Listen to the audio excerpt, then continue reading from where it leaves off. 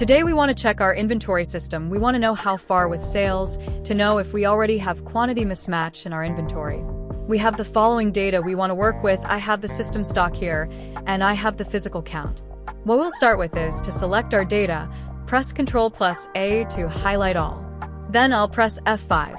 For some laptop you might need to press FN with F5, but for my system, I'm using only F5.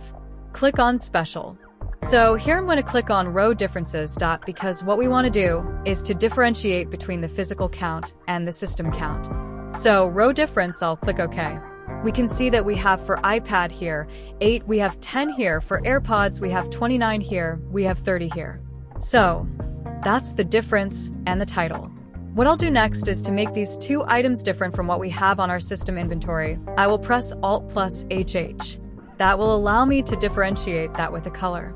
So I'll just select this, and we can see that I can now differentiate that.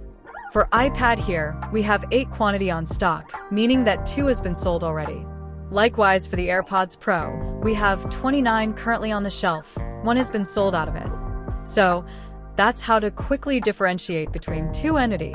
It can come as a form of inventory management or in a project management setting to check or to track work progress.